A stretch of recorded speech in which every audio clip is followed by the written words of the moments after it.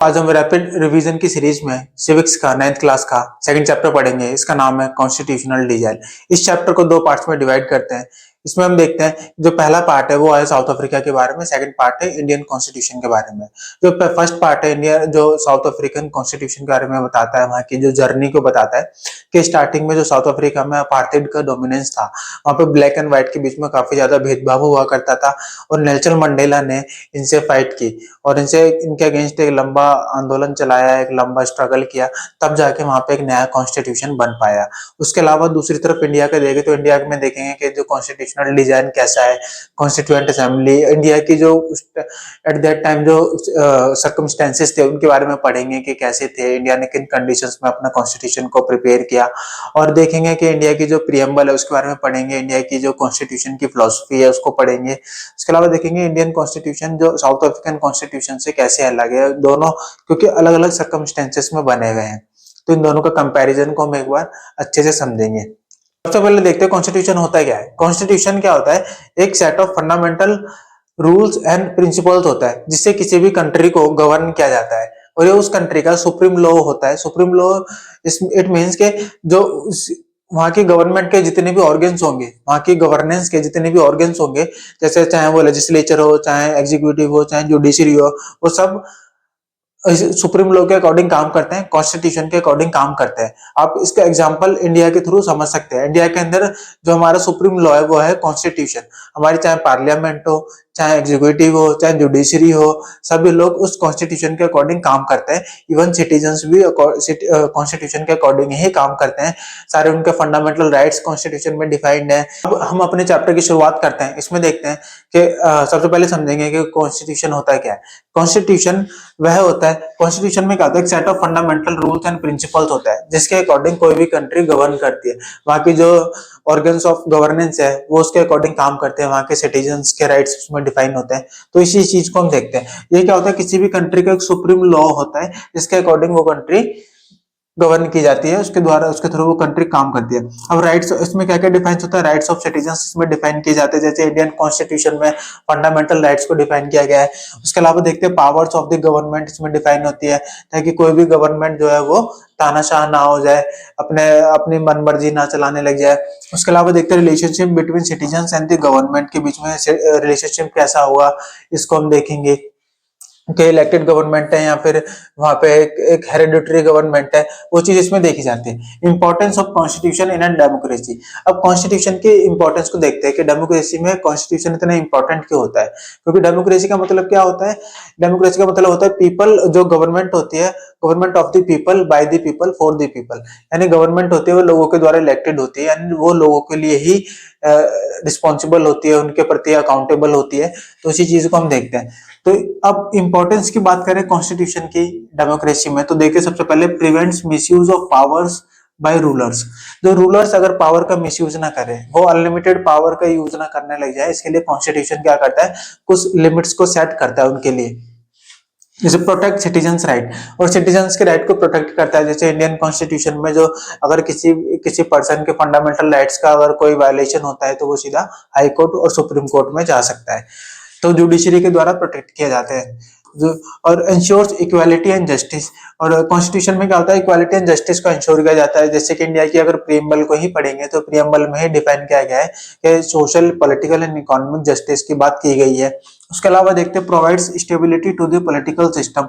Stability को provide करता है कि सब पॉलिटिकल पूरा प्रोसेस को डिफाइन करता है कि इलेक्टोरल के कैसे कैसे इलेक्शंस होंगे, पॉलिटिकल पार्टीज कैसे बनेंगी, इलेक्शंस कैसे होंगे, कितने कितने ईयर्स तक उनको रूल करना है, कैसे वो हटाई जा सकती है अगर वो डेमोक्रेटिक रूप से या फिर लोगों की एस्पिरेशंस को फुलफिल नहीं कर रही है। तो ये चीज उसमें डिफाइन की गई है। उसके अलावा देखते हैं democratic constitution in south Africa. अब हम पढ़ेंगे साउथ अफ्रीका का केस क्या है। साउथ अफ्रीका के बारे में जानते हैं। साउथ अफ्रीका में अपार्थाइड की कंडीशन थे। अपार्थाइड वहां पे ब्लैक एंड व्हाइट के बीच में काफी ज्यादा भेदभाव होता था। और जो वहाँ पे जो व्हाइट्स थे, व्हाइट्स यानी जो माइनॉरिटी में थे, वो रूल कर रहे थे ब्लैक्स को जो कि मेजोरिटी में थे। तो ऐसा वहाँ पे चल रहा था। तो इसकी वजह से जो माइनॉरिटीज थे, जो कि व्हाइट्स थे वहाँ पे, वो काफी ज्यादा, उनको कई सारे पब्लिक प्लेसेस पे जाना अलाउड नहीं करते थे। उनको जो गवर्नमेंट होती है उनके ऑफिस में जाना अलाउड नहीं करते थे। तो बहुत सारे रेस्ट्रिक्शंस उन पे लगाए गए थे, जिससे उनके एक डिग्निफाइड लाइफ उनकी वो नहीं जी पा रहे थे। इसलिए व्हाइट्स ने उसके बाद क्या करा, जो ब्लैक्स लोग थे, ब्लैक्स लोग जो वहां पे मेजोरिटी में रहते थे, उन्होंने एक लंबा स्ट्रगल किया, एक इक्वालिटी के लिए, एक न्यू कॉन्स्टिट्यूशन के लिए, ताकि वो इस गुलामी से आजादी पा सके। तो उसके लिए हम पढ़ते हैं। तो अपार्थाइड क्या होता है, कि रेशियल डिस्क्रिमिनेशन होता है, जो कि साउथ अफ्रीका में हो रहा था। इसमें देखते हैं ये अपार्थाइड क्या होता है, कि ऐसा सिस्टम होता है जिसमें रेशियल सेग्रीगेशन होता है, जो कि साउथ अफ्रीका में हो रहा था। जो गोरे काले के बीच में भेदभाव होता था, और उनको दोनों को अलग अलग रिसोर्सेस यूज करना था। ज्यादातर जो मेन रिसोर्सेस थे और जो मेन पद थे, जो भी पोस्ट थे, उनपे जो व्हाइट्स का कंट्रोल था। तो ये वहां पे सेग्रीगेशन हो गया था। तो जो व्हाइट्स थे, जो कि माइनॉरिटी में थे, वो रूल कर रहे थे ब्लैक्स पे, ब्लैक्स जो कि मेजोरिटी में थे। उसके अलावा जो नॉन व्हाइट्स है, उनको कई सारे राइट्स या फिर कई सारे जो उनके प्रिविलेजेस होते हैं, उनको डिनाइड करता था। जैसे उनको वोटिंग राइट्स नहीं थे, नॉन व्हाइट्स को वोटिंग राइट्स नहीं थे। उसके अलावा फ्रीडम ऑफ मूवमेंट उनको नहीं था, हर जगह आ जा नहीं सकते थे अपनी फ्रीडम से। इक्वल फैसिलिटीज उनको नहीं मिलती थी, schools, hospitals, transport, beaches etcetera, उन वहां पे उनको इक्वल अपॉर्चुनिटीज उनको नहीं मिलती थी। उसके बाद देखते हैं स्ट्रगल अगेंस्ट अपार्थाइड।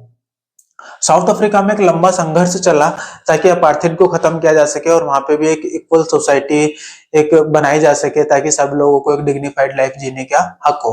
उसमें देखते हैं हम जो स्ट्रगल के बारे में पढ़ते हैं, led by south African national Congress. ये नाम आपको याद रखना है, अफ्रीकन नेशनल कांग्रेस ने वहां पे एक लंबा स्ट्रगल किया अपार्थाइड के खिलाफ। तो नेल्सन मंडेला उसमें की लीडर थे। इनके बारे में पढ़ेंगे, इनका नाम आपको याद रखना है, ठीक है। अब इन्होंने एक बुक भी लिखी थी, a long walk to freedom. उसके अलावा देखते हैं, he was imprison for 27 years on Robben Island. वो उन्होंने 27 ईयर्स तक वो एक जेल में रहे रॉबन आइलैंड पर। और जब वो आजाद हुए 1994 में, जब वो आजाद हुए, तो जब वहां पे एक डेमोक्रेटिक गवर्नमेंट बन गई, तब वो आजाद हुए, और वहां पे एक नया कॉन्स्टिट्यूशन बना 1994 में, और ये नेल्सन मंडेला वहां के प्रेसिडेंट बने। उसके आगे हम पढ़ते हैं, end of apartheid and new constitution. अब अपार्थाइड जो कि काफी लंबा संघर्ष चला, उसके बाद वो खत्म कर दी गई वहां पे। उसके बाद देखें, अपार्थाइड लॉज वर एबोलिश्ड। वो सारे लॉज थे, उन सबको खत्म कर दिया गया, समाप्त कर दिया गया। मंडेला वहां के फर्स्ट ब्लैक प्रेसिडेंट बने 1994 में। ये क्वेश्चन पूछ लेते हैं। उसके अलावा देखते हैं, blacks and whites work together to draft a new democratic constitution. जब वहां पर अपार्थाइड खत्म हुआ, तो सबसे पहले वहां पे क्वेश्चन ये उठ रहा था कि जो ब्लैक्स हैं, जिनके साथ बहुत एट्रोसिटीज हुई है, जिनके साथ एक नाइंसाफी हुई है, तो वो सोच रहे थे कि हम, पहला तो ये था कि उनका मकसद के क्या, तो हम इनसे बदला लेना चाहिए, या फिर हमको एक नया, एक एक फ्यूचर, एक ब्राइट फ्यूचर पे ध्यान देना चाहिए, एक जहाँ पे इंक्लूसिव कॉन्स्टिट्यूशन बनाए, मिलजुल कर बनाए। तो इससे क्या होता है, कंसेंसस वहां पे उन्होंने जो ध्यान दिया साउथ अफ्रीका में, कि हम कंसेंसस पे ज्यादा जोर देंगे, एक साथ मिलकर कॉन्स्टिट्यूशन बनाएंगे। जो उनके अंदर जो थी, ब्लैक्स के अंदर जो बदले की भावना थी, कि हमारे साथ बहुत लंबे टाइम तक इनजस्टिस हुआ है, तो वो उन्होंने त्याग दी फीलिंग, कि हम किसी से कोई बदला नहीं लेंगे, हम मिलजुल कर इस कंट्री को आगे चलाएंगे, और एक ब्राइट साउथ अफ्रीका को आगे बढ़ाएंगे। तो ये इस फिलोसफी के साथ वो आगे बढ़े। उन्होंने एक नया डेमोक्रेटिक कॉन्स्टिट्यूशन बनाया, बिना किसी लड़ाई झगड़े के, बहुत सबको एक इक्वल सोसाइटी को उन्होंने बनाया। उसके अलावा कॉन्स्टिट्यूशन के फीचर्स की बात करें, तो ये इक्वल राइट्स को गारंटी करता था सभी को, जिसमें ब्लैक्स हो चाहे व्हाइट्स हो, सभी को। उसके अलावा देखिए, promoted reconciliation instead of revenge. उन्होंने रिवेंज नहीं लिया, रिकॉन्सिलिएशन पे ज्यादा फोकस किया। उसके अलावा देखते हैं, became one of the best constitution in the world. तो इस प्रकार से south Africa one of the best constitution world में बन गया। अगर साउथ अफ्रीका की कंडीशन देखें, तो इंडिया से थोड़ी सी अलग थी। कैसे अलग थी? क्योंकि इंडिया के अंदर क्या था, जो अंग्रेज इंडिया में आए, ब्रिटिशर्स, तो वो यहाँ पे रहे, लेकिन जब हमारी कंट्री 1947 में इंडिपेंडेंट हुई, तो वापस चले गए। लेकिन साउथ अफ्रीका में ऐसा नहीं हुआ। साउथ अफ्रीका में जो व्हाइट्स थे, वहीं पे वो अपनी कॉलोनी बना ली, वहीं पर वो रूल करने लगे।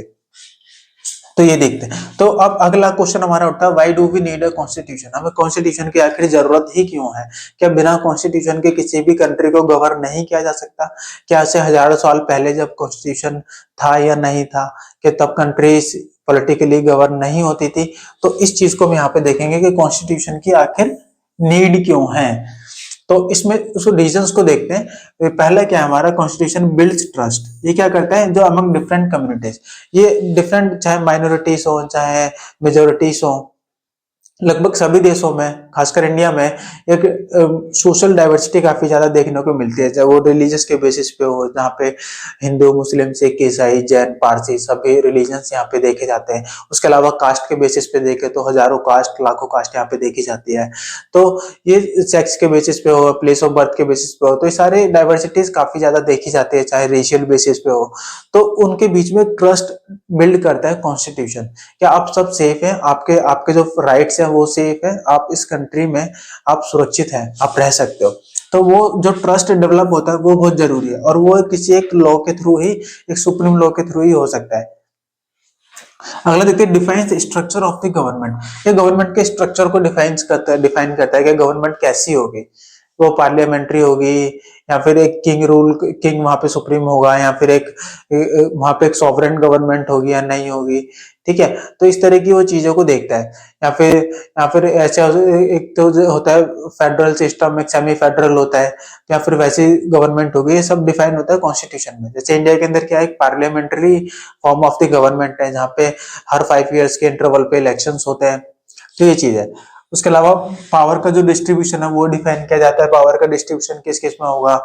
जैसे इंडिया के अंदर सेंट्रल गवर्नमेंट है, स्टेट गवर्नमेंट्स है, फिर बाद में पंचायत भी ऐड होगी। उसके अलावा देखते हैं, limits the power of rulers.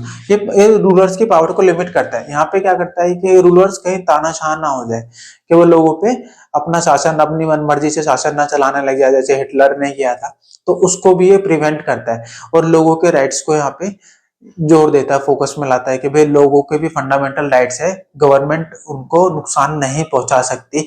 यहीं पर ही गवर्नमेंट की लिमिटेशंस आती है। उसके अलावा देखते हैं, प्रोटेक्ट फंडामेंटल राइट्स। ये लोगों के फंडामेंटल राइट्स को प्रोटेक्ट करता है। पूरा एक प्रोसेस, एक प्रोसीजर को वहां पे दिखाता है कि भाई हाँ, अगर किसी भी पर्सन के फंडामेंटल राइट का अगर वायलेशन होता है तो वो क्या कर सकता है, उसको अपने प्रोटेक्ट करने के लिए, उसको अपने खुद को न्याय दिलाने के लिए, तो वो क्या क्या कर सकता है। Expresses ideals of the nation. जो नेशंस के आइडियल्स है उनको भी एक्सप्रेसेस करता है कि भाई हमारी कंट्री जो है वो, जैसे इंडिया के अंदर क्या है कि यूनिटी इन डाइवर्सिटी है, तो उसको रेस्पेक्ट करता है हमारा कॉन्स्टिट्यूशन। सभी जितने भी रिलीजन्स हैं, कास्ट है, और सभी लोगों को वो रिस्पेक्ट करता है, सभी की राइट्स को प्रोटेक्ट करता है, और सभी को एक इक्वालिटी प्रोवाइड करने की कोशिश करता है, एक इक्वल सोसाइटी बनाने की पूरी कोशिश करता है। तो कॉन्स्टिट्यूशन है सुप्रीम लॉ। सुप्रीम लॉ की बात करते हैं, no government can act against the constitution. कोई भी गवर्नमेंट कॉन्स्टिट्यूशन के अगेंस्ट में काम नहीं कर सकती। ये क्योंकि हमारे कंट्री में क्या है, सुप्रीम लॉ है कॉन्स्टिट्यूशन। क्योंकि इसके लिए एक होता है, एक जुडिशियल रिव्यू होता है। जब भी हमारी जो लेजिस्लेचर होता है, कोई भी जब लॉ तैयार करता है या कोई अमेंडमेंट करता है कॉन्स्टिट्यूशन में, तो वो उस पर जुडिशरी क्या करती है, उसको रिव्यू करती है कि अगर वो उसमें कोई भी अगर ऐसा प्रोविजन है जो कि कॉन्स्टिट्यूशन के अगेंस्ट है या कॉन्स्टिट्यूशन के उसके साथ नहीं दे रहा है, उसका अलग है, तो वो उसको नल एंड वॉइड डिक्लेयर कर सकता है। तो इसलिए हमारी जो कॉन्स्टिट्यूशन है वो एक सुप्रीम लॉ साबित होता है। उसके अलावा देखते हैं, rules can not be changed easily. कि हमारे कॉन्स्टिट्यूशन में जो अमेंडमेंट्स है उसको आप आसानी से नहीं कर सकते। मतलब इसमें 3 तरीके से जो मेन जो फेडरल स्ट्रक्चर है, जो मेन फीचर्स है, जो हमारे जो कॉन्स्टिट्यूशन के मेन जो की फीचर्स हैं, उनमें आप जल्दी से आसानी से चेंज नहीं कर सकते, अमेंडमेंट नहीं कर सकते। उसके अलावा देखते हैं, अप्लाइज टू एवरीवन इक्वली। ये जो कॉन्स्टिट्यूशन क्या करता है, ये सभी के लिए इक्वली अप्लाइड होता है, सभी को पावर्स देता है। Constitution and democracy. अब डेमोक्रेसी या कॉन्स्टिट्यूशन की बात करते हैं, ऑल डेमोक्रेटिक कंट्रीज, जितने भी डेमोक्रेटिक कंट्रीज है वहां पे हमको एक कॉन्स्टिट्यूशन देखने को मिलेगा, ये हमने देखा है। उसके अलावा क्या है इसमें, नॉट ऑल कंट्रीज जहाँ पे कॉन्स्टिट्यूशन है आर डेमोक्रेटिक। यानी कि वो सभी देश जहाँ पे कॉन्स्टिट्यूशन है, जरूरी नहीं है कि उन सभी में डेमोक्रेसी हो। ठीक है, तो ये 2 पॉइंट आप ध्यान रखना। लेकिन एक डेमोक्रेटिक कंट्री में आपको कॉन्स्टिट्यूशन जरूर देखने को मिल जाएगा। उसके अलावा देखते हैं making of the Indian constitution. अब इसकी मेकिंग की बात करें तो हिस्टोरिकल बैकग्राउंड उसका देखते हैं कि इंडियन कॉन्स्टिट्यूशन आखिर बना कैसे, उसके पूरा हम देखेंगे। क्योंकि जब इंडिया ब्रिटिशर्स के कंट्रोल में था उस टाइम, तो जब हमारी कॉन्स्टिट्यूएंट असेंबली बनी थी और हम एक लंबा स्ट्रगल कर रहे थे आजादी के लिए, तो उसी दौरान एक कॉन्स्टिट्यूएंट असेंबली बनी और उस असेंबली ने ही हमारा कॉन्स्टिट्यूशन को तैयार करा, जिसमें लगभग 3 साल लगे। उसको हम आगे देखते हैं। Ideas of democracy developed during a freedom struggle. हमारा जो डेमोक्रेसी का आइडिया था वो फ्रीडम स्ट्रगल में ही डेवलप हो चुका था। ऐसा नहीं कि हमने आजादी के बाद सोचा कि हमको किस टाइप की जो पॉलिटिकल सिस्टम को चलाना है, आगे चलाना है, तो ऐसा नहीं हुआ। तो कि हमको कम्युनिस्ट बनना है, कि हमको डेमोक्रेसी लेकर आनी है, ऐसा कोई कोई कंफ्यूजन नहीं था। डेमोक्रेसी लानी है, इस बात पर सभी लोगों की एक मत से सहमति थी। कुछ लीडर्स थे जो कि मना करते थे, लाइक इसमें एक सुभाष चंद्र बोस का नाम आता है। तो उसमें हम देखते हैं इंपॉर्टेंट डॉक्यूमेंट्स। तो इंपॉर्टेंट डॉक्यूमेंट्स क्या है, अगर हम इसके बैकग्राउंड की बात करते हैं कॉन्स्टिट्यूशन की, तो नेहरू रिपोर्ट और कराची रेजोल्यूशन, जिसमें कॉन्स्टिट्यूशन की मेकिंग की बात की गई थी। अब हम आते हैं चैलेंज फेस्ड। क्या क्या चैलेंज उस टाइम पे फेस किए गए कॉन्स्टिट्यूएंट असेंबली को, तो ये था पार्टीशन ऑफ इंडिया। 1947 में इंडिया का पार्टीशन हुआ, इसमें लाखों लोग मारे गए, क्योंकि इसमें लाखों लोग रेफ्यूजी के तौर पे इंडिया से पाकिस्तान और पाकिस्तान से इंडिया में आना जाना पड़ा, क्योंकि जो पार्टीशन हुआ था वो काफी दर्दनाक रहा हमारे लिए, जिसमें लाखों लोग विस्थापित हुए और कई हजारों की संख्या में, इवन के लाखों लोगों की संख्या में लोग मारे भी गए थे। तो ये बड़ा दर्दनाक रहा। तो ऐसी सिचुएशन में एक कॉन्स्टिट्यूशन बनाना, ताकि इन फ्यूचर ऐसी कंडीशन, ऐसी सिचुएशन ना बन पाए, तो वो एक बड़ा चैलेंज था इंडिया के लिए। दूसरा देखते हैं कम्युनल वायलेंस। अब कम्युनल, क्योंकि जो इंडिया का विभाजन था, जो डिवीजन था, वो रिलीजन के बेसिस पे हुआ। रिलीजन के बेस पे होने से क्या हुआ, कम्युनल वायलेंस हुआ बड़े लेवल पे, जिसका इफेक्ट हमको आज भी देखने को मिलता है। आज भी इंडिया में जगह जगह कम्युनल वायलेंसेस देखने को मिलते हैं। तो उसके अलावा देखते हैं इंटीग्रेशन ऑफ प्रिंसली स्टेट्स। अब प्रिंसली स्टेट्स को इंटीग्रेट करना भी अपने आप में एक बड़ा चैलेंज था। क्यों?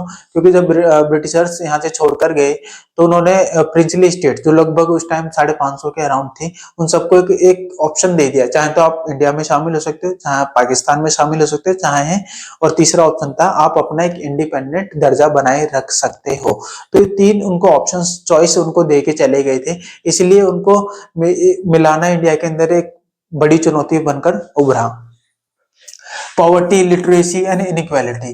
अगर इसकी बात करें तो पॉवर्टी, इलिटरेसी, उस टाइम गरीबी, भुखमरी इंडिया के अंदर बहुत बड़े पैमाने पे थी, लोगों को खाना नहीं था, गरीबी बहुत ज्यादा थी, तो इनइक्वालिटी काफी ज्यादा थी। तो ऐसे में एक ऐसा कॉन्स्टिट्यूशन तैयार करना कि सभी लोगों को न्याय मिल सके, सभी लोग एक एक एटलीस्ट एक डिग्निफाइड लाइफ जी सके, तो वो हमारे सामने एक चैलेंज था। सबसे पहले देखते हैं कॉन्स्टिट्यूएंट असेंबली के बारे में पढ़ते हैं, जिन्होंने हमारा कॉन्स्टिट्यूशन इतना अच्छा तैयार करा कि आज भी हम देखते हैं कि जो लगभग 75 ईयर्स हमारे हो चुके हैं, तो आज भी हमारा कॉन्स्टिट्यूशन एक अच्छे से चल रहा है, कंट्री को चला रहा है। वरना अगर कई सारी कंट्रीज में देखे तो कॉन्स्टिट्यूशन को रीराइट किया गया है, उनको फिर से उनको ठीक किया, अमेंड करा है, कभी कुछ करा है, या फिर लिखा गया है दोबारा से। लेकिन इंडिया के अंदर अभी भी कॉन्स्टिट्यूशन अच्छा सा चल रहा है, और आज तक कोई एक बड़ी क्राइसिस इंडिया के अंदर नहीं आई है, जहाँ पे गवर्नमेंट के खिलाफ, जैसे श्रीलंका में हुआ, बांग्लादेश में हुआ, जो कू वहां पर हुआ है, तो ऐसी सिचुएशन इंडिया में अभी तक नहीं आ पाई है। यानी हमारा जो कॉन्स्टिट्यूशन है वो one of the successful constitution in the world अब तक साबित हुआ है। उसके अलावा इसकी फॉर्मेशन की बात करते हैं, कॉन्स्टिट्यूएंट असेंबली कैसे बनी। तो इसके जो इलेक्शंस थे वो जुलाई 1946 में हेल्ड हुए। उसके अलावा देखते हैं फर्स्ट मीटिंग हुई दिसंबर 1946 में। टोटल मेंबर्स थे हम कॉन्स्टिट्यूएंट असेंबली में 299 थे। तो पहली मीटिंग हमारी, जो ध्यान रखना, ये 13 दिसंबर को हुई थी, 13 दिसंबर 1946 को हुई थी। उसके अलावा कॉन्स्टिट्यूशन जो हमारा बनकर तैयार हो गया था, और हमने जो प्रेसिडेंट के साइन हो गए थे, वो हो गए थे 26 नवंबर 1949 को ही कॉन्स्टिट्यूशन बनकर तैयार हो गया था, प्रेसिडेंट के सिग्नेचर उस पर हो गए थे। और उसी समय से कॉन्स्टिट्यूशन पार्शियली इंप्लीमेंट भी हो चुका था। लेकिन हमने एक फिर जो पूरी तरीके से जो कॉन्स्टिट्यूशन को अप्लाई करा, इंप्लीमेंट करा, वो 26 जनवरी 1950 से करा, क्योंकि 26 जनवरी की एक हिस्टोरिकल इंपॉर्टेंस रहा है, क्योंकि 1930 में हमने इसको एक स्वतंत्रता दिवस के रूप में मनाया था। तो इसलिए हमारे कॉन्स्टिट्यूशन को पूरी तरीके से 26 जनवरी 1950 को इम्प्लीमेंट किया गया था। अगर इम्पोर्टेंट मेंबर्स की बात करें तो बी आर अम्बेडकर एक इम्पोर्टेंट मेंबर इसमें रहे हैं, जो कि ड्राफ्टिंग कमेटी के चेयरमैन थे। और ड्राफ्टिंग कमेटी के मेंबर अदर भी थे, लेकिन ये इसके हेड थे, चेयरमैन थे। राजेंद्र प्रसाद जो कि प्रेसिडेंट ऑफ कॉन्स्टिट्यूएंट असेंबली रहे थे, ये एक इंपॉर्टेंट पर्सन है वहां पे। उसके अलावा जवाहरलाल नेहरू, वल्लभ भाई पटेल, मौलाना अबुल कलाम आजाद। वल्लभ भाई पटेल की देखें तो इंडिया के इंटीग्रेशन में एक इंपॉर्टेंट रोल इनका रहा है। तो उसके अलावा देखते हैं वर्किंग ऑफ असेंबली। अब असेंबली ने कैसे कॉन्स्टिट्यूशन को बनाया। उन्होंने ओपन एंड डेमोक्रेटिक डिस्कशन किया। सबसे पहले अगर हम असेंबली की बात करते हैं तो असेंबली हम देखते हैं कि असेंबली आखिर बनी कैसे थी। जो कॉन्स्टिट्यूएंट असेंबली है वो डायरेक्टली इलेक्टेड नहीं थी लोगों के द्वारा, लेकिन उसमें सभी रिलीजन्स के, सभी जो क्लासेस थी उस टाइम सोसाइटी में, उन सभी से वहां पे लोग आते थे। सभी से वहां पे जो रिप्रेजेंटेशन था सभी लोगों का, सभी क्लासेस का, सभी रिलीजन्स का, सभी ज्यादातर कास्ट का वहां पे रिप्रेजेंटेशन था। यानी कि अगर इलेक्शन हो भी जाते तो भी कॉन्स्टिट्यूएंट असेंबली में कोई ज्यादा चेंज नहीं आता। लेकिन जो कॉन्स्टिट्यूएंट असेंबली के जो मेंबर्स थे वो डायरेक्टली कहां से बने थे, जो प्रोविंशियल लेजिस्लेचर था उनके द्वारा इलेक्टेड थे, यानी कि इनडायरेक्टली इलेक्टेड थे। तो उन्होंने कॉन्स्टिट्यूशन को हमारा तैयार करा। उसके अलावा देखें 2000 से ज्यादा अमेंडमेंट्स हुए उस टाइम पे, क्योंकि क्लाउज टू क्लाउज डिबेट्स होती थी। डिबेट्स में अगर जो तुरंत अगर संशोधन की जरूरत लगती थी तो वो अमेंडमेंट किया करते थे। तो ऐसे करके 2000 से ज्यादा अमेंडमेंट उस टाइम पर हुए, और हर एक टॉपिक पर, हर एक प्रोविजन पर एक अच्छा डिटेल्ड डिस्कशन वहां पर हुआ है। उसके अलावा देखें debate recorded in constituent assembly debates. जो सारी इनकी जो डिबेट्स है वो रिकॉर्डेड है। हम पढ़ेंगे guiding values of the Indian constitution. Guiding values के बारे में पढ़ेंगे तो प्रियम्बल के बारे में सबसे पहले देखेंगे कि प्रियम्बल। अब प्रियम्बल देखेंगे, preamble states the philosophy and the objectives. ये इंपॉर्टेंट वर्ड है जो हमारे कॉन्स्टिट्यूशन का फिलॉसफी को बताता है, ऑब्जेक्टिव को बताता है कि हमारा कॉन्स्टिट्यूशन किस टाइप का है। उसकी एक तरह की सोल है, ये सोल ऑफ द कॉन्स्टिट्यूशन भी इसको कहा जाता है। अब क्योंकि इसमें जो फिलोसफी है हमारे, मतलब पूरे कॉन्स्टिट्यूशन की, वो सब आप एक प्रियम्बल पढ़ के समझ सकते हो कि कॉन्स्टिट्यूशन किस टाइप का है। तो पूरे का पूरा की फीचर्स उसमें बताए गए हैं। जैसे कुछ कीवर्ड्स है जो पूरे कॉन्स्टिट्यूशन को डिफाइन करते हैं। जैसे हमारा कॉन्स्टिट्यूशन सॉवरेन टाइप का है। सॉवरेन यानी independent and internal external matter से इंडिपेंडेंट है। यानी हम अपने जो डिसीजन है इंडिया, वो विदाउट किसी प्रेशर के ले सकता है, चाहे वो इंटरनल मैटर हो चाहे वो एक्सटर्नल मैटर हो। और हमारे जो पीपल की इसमें जो स्वायत्तता है, जो इनकी सोवरेनिटी है, वो यहाँ पे बनी रहती है। कोई भी हम बाहरी प्रेशर या किसी अदर कंट्री या उसके प्रेशर में आके नहीं लेते। उसके अलावा देखते हैं हम सोशलिस्ट। सोशलिस्ट में देखो तो wealth should be distributed Fairlie. हमारी जो वेल्थ है वो सभी के बीच में डिस्ट्रीब्यूटेड होते हैं फेयरली तरीके से, यानी कोई भी यहाँ पे भेदभाव नहीं होता।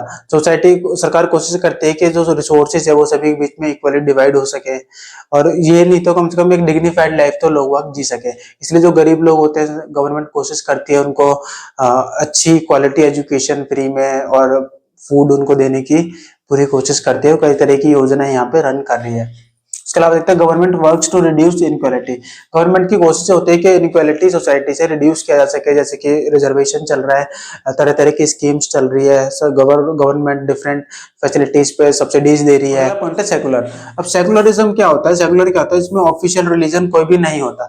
यहाँ पे सभी रिलीजन के साथ इक्वली ट्रीटमेंट किया जाता है। जैसे इंडिया के अंदर क्या, चाहे हिंदू, मुस्लिम, सिख, ईसाई, जैन, पारसी, सभी के साथ इक्वली ट्रीटमेंट होता है स्टेट का। कोई भेदभाव नहीं करते। अगर ईद मुहर्रम पे छुट्टी होती है तो होली, दिवाली, दशहरे पे भी छुट्टी होती है, और क्रिसमस डे पे भी छुट्टी होती है, गुड फ्राइडे पे भी छुट्टी होती है। तो यानी सभी धर्मों को इक्वली ट्रीट किया जाता है। यहाँ पे किसी भी कोई भेदभाव नहीं किया जाता। डेमोक्रेटिक से अगर हम समझे कि हमारी जो इंडियन गवर्नमेंट है वो डेमोक्रेटिक है। यहाँ पे जो गवर्नमेंट होती है वो इलेक्टेड बाय द पीपल होती है, और ये इलेक्शन जो है हर 5 इयर्स के इंटरवल पर होते हैं। और जो भी सबसे इंपॉर्टेंट बात क्या है इंडियन डेमोक्रेसी में, कि यहाँ पे जो हारने वाली पार्टी है वो अपने रिजल्ट को एक्सेप्ट करती है, उसका वो मना नहीं करती। उसके अलावा देखते हैं डेमोक्रेटिक में 1 पर्सन 1 वोट 1 वैल्यू, यानी ये पॉलिटिकल इक्वालिटी को एस्टेब्लिश करता है कि सभी लोगों को यहाँ पे रिक्शा वाले की वोट की वैल्यू एक प्रधानमंत्री की वोट की वैल्यू के बराबर है, यानी कि 1 पर्सन 1 वोट 1 वैल्यू। उसके अलावा देखते हैं रिपब्लिक। रिपब्लिक में क्या होता है, जो हेड ऑफ द स्टेट होता है वो इलेक्टेड होता है, वो हेरिडिटरी नहीं होता। जैसे ब्रिटेन में वहां का जो किंग होता है वो हेरिडिटरी होता है, क्योंकि उनके बाद उनका बेटा या बेटी बनते हैं। बट इंडिया में ऐसा नहीं है। इंडिया में प्रेसिडेंट जो होता है, जो कि हेड ऑफ द स्टेट है, वो हर 5 इयर्स के इंटरवल पर उनके लिए इलेक्शन किया जाता है, और जिसमें कोई भी बन सकता है। उसके अलावा देखते हैं जस्टिस की बात करें तो 3 तरह के जस्टिस को कॉन्स्टिट्यूशन में डिफाइन किया गया है, social, economic and political justice. तो हमारी कंट्री में पॉलिटिकल जस्टिस तो प्रोवाइड कर दिया गया है, क्योंकि one person one vote one value के थ्रू, और कोई भी पॉलिटिकल पार्टी बना सकता है, इलेक्शन में खड़ा हो सकता है। लेकिन सोशल एंड इकोनॉमिक लेवल पे अभी काम करना बाकी है। सोशल लेवल पे देखें तो सोशल लेवल पे इनइक्वालिटी काफी ज्यादा है, क्योंकि सदियों से जो कास्ट के बेसिस पे, रिलीजन के बेसिस पे, वर्णास के बेसिस पे जो डिस्क्रिमिनेशन सोसाइटी में चलता आ रहा है, तो वो एक मानसिकता बन चुका है, जिसको हटने में, जिसको खत्म होने में धीरे धीरे भी टाइम लग रहा है। हालांकि ये स्पेशली सिटीज के अंदर काफी हद तक कम हो चुका है, लेकिन it will take much time. उसके अलावा देखते हैं इकोनॉमिक लेवल पे, देखते हैं इकोनॉमिक लेवल पे भी जो वेरिएशन से काफी ज्यादा देखने को मिलते हैं, क्योंकि जो हम देखे हैं कि रिपोर्ट के अकॉर्डिंग, तो ऑक्सफैम की एक रिपोर्ट बताती है कि जो इंडिया में जो टॉप 1% लोग हैं, जो टॉप 1% है रिच पर्सन लोग हैं, वो 50% रिसोर्सेज को यूज कर रहे हैं, उसके वेल्थ के ऑनर है, और जो बॉटम 50% लोग हैं, उनके पास ना के बराबर संपत्ति है। उसके अलावा देखते हैं हम जो लिबर्टी की बात करते हैं, तो freedom of thought, expression, belief, faith, worship, यानी हमारे कॉन्स्टिट्यूशन में फंडामेंटल राइट्स को प्रोवाइड किया गया है। 6 फंडामेंटल राइट्स है हमारे, जिसको कॉन्स्टिट्यूशन इंश्योर करता है, जिसमें लिबर्टी एक इंपॉर्टेंट राइट है कि हमें अपनी बात रखने की आजादी है। अगर गवर्नमेंट कोई पॉलिसी बनाती है तो उसके खिलाफ हमको क्रिटिसाइज करने का एक आजादी है। इक्वालिटी की बात करें तो इक्वालिटी को इंश्योर करता है, equal status, opportunities for all citizens को इंश्योर करता है। फ्रेटर्निटी होता है भाईचारा, क्योंकि हमारी कंट्री में डाइवर्सिटी काफी ज्यादा है, अलग अलग रिलीजन्स के लोग, कास्ट के लोग सब रहते हैं एक साथ, तो उनके अलग अलग रेसेस के लोग रहते हैं, तो उनके बीच में एक ब्रदरहुड की फीलिंग बनी रहे, एक भावना बनी रहे, मिलजुल कर रहे, शांति बनी रहे, इसके लिए हमारा कॉन्स्टिट्यूशन एक फ्रेटर्निटी को इंश्योर करता है, और इसके लिए लोगों से अपील भी करता है। तो इससे क्या होता है, कंट्री के अंदर एक सद्भावना बनी रहती है, सोशल हार्मनी बनी रहती है, और जो लड़ाई झगड़े कम से कम होते हैं, शांति के साथ डेवलपमेंट पे ध्यान दिया जाता है। उसके अलावा देखते हैं फिलोसफी ऑफ द कॉन्स्टिट्यूशन की बात करें तो आइडियाज ऑफ नेशनल लीडर्स। अब इसमें देखते हैं गांधी जी के बारे में, देखते हैं गांधी जी इक्वालिटी पे फोकस करते थे, dignity of the poor and harmony पे फोकस करते थे। अंबेडकर की बात करें तो political equality must lead to social and economic equality. वो कहते थे पॉलिटिकल इक्वालिटी आनी चाहिए, जिससे हमारी सोशल एंड इकोनॉमिक इक्वालिटी आएगी। फॉर एग्जाम्पल अब हम देखते हैं कि अभी हाल ही में नारी वंदना एक्ट जो कि बना है, उसमें क्या है, जो विमेंस को पार्लियामेंट में रिजर्वेशन दिया गया है। अगर अब इससे क्या होगा, अगर पार्लियामेंट में विमेंस का अगर संख्या बढ़ेगी, तो इससे सोशल एंड इकोनॉमिक जो पैरामीटर्स होते हैं उन पे भी इंडिया राइज करेगा। उसके अलावा देखते हैं नेहरू जी चाहते थे कि freedom, responsibility and service to humanity, इन चीजों पर फोकस करते थे, जो कि जो अपने जो प्रधानमंत्री के कार्यकाल में उन्होंने ऐसा किया भी था। अगला देखते हैं constitution as a living document. Living document इसलिए कहा जाता है क्योंकि विद द टाइम क्या होता है, कई सारे सोसाइटी में, इकोनॉमी में कई सारे चेंजेस आते हैं। अब जैसे क्या हो रहा है, इंटरनेट जो पेनिट्रेशन काफी तेजी से बढ़ रहा है, तो सोसाइटी में, इकोनॉमी में काफी तेजी से चेंजेस आ रहे हैं, तो उसके अकॉर्डिंग सोसाइटी के जो डिमांड्स के अकॉर्डिंग कॉन्स्टिट्यूशन में भी चेंज किया जा सकता है, और इसी को बोलते हैं लिविंग डॉक्यूमेंट। अब तक इंडिया में 105 से ज्यादा जो अमेंडमेंट्स है वो हो चुके हैं। तो अगर हमारा कॉन्स्टिट्यूशन क्या है, नॉट रिजिड है, अगर वो रिजिड होता, उसमें चेंज करना अगर इम्पॉसिबल होता, तो कॉन्स्टिट्यूशन अब तक हमारा रेलिवेंस नहीं रखता। उसके बाद देखते हैं institutional design of the constitution. और इसके डिजाइन की बात करें तो कॉन्स्टिट्यूशनल कई चीजों को डिस्क्राइब करता है, जैसे स्ट्रक्चर ऑफ द गवर्नमेंट, जिसमें लेजिस्लेचर, एग्जीक्यूटिव एंड जुडिशरी होता है। इनका स्ट्रक्चर को डिफाइन करता है कि हमारी कंट्री में कैसे कैसे होगा, एग्जीक्यूटिव, लेजिस्लेटिव एंड जुडिशरी कैसे होगा, उनकी वो कैसे बनेंगे, उनकी पावर्स क्या होगी, ये सब चीजों को वो डिफाइन करता है। उनकी पावर्स को डिफाइन कर रहा है, इन सभी ऑर्गन्स की राइट्स को डिफाइन करता है, सिटीजन्स के, कि जो हमारे फंडामेंटल राइट्स है उनको इंश्योर करता है, ठीक है, ताकि सिटीजन्स भी एक डिग्निफाइड लाइफ जी सके, अपना अपना जो ओवरऑल डेवलपमेंट कर सके। उसके अलावा limits on the government authority. Constitutional amendments की बात करें तो जो कॉन्स्टिट्यूशन में चेंजेस किए जाते हैं उसी को बोलते हैं कॉन्स्टिट्यूशनल अमेंडमेंट। तो ये इसलिए कहा जाता है ताकि कॉन्स्टिट्यूशन की जो रेलिवेंसी है वो ओवर टाइम बनी रहे, ऐसा ना हो कि उसमें चेंज नहीं कर सकते और सोसाइटी में चेंज की नीड है, तो ऐसे में कॉन्स्टिट्यूशनल हमारा वैलिड नहीं रह जाएगा। की टर्म्स की बात करते हो, अपार्थाइड क्या होता है, रेशियल डिस्क्रिमिनेशन होता है, जो कि साउथ अफ्रीका में एक लंबे टाइम तक चला। उसके अलावा कॉन्स्टिट्यूशनल असेंबली की बात करें तो वह बॉडी होती है जो कि कॉन्स्टिट्यूशन को बनाती है, उसको ड्राफ्ट करती है।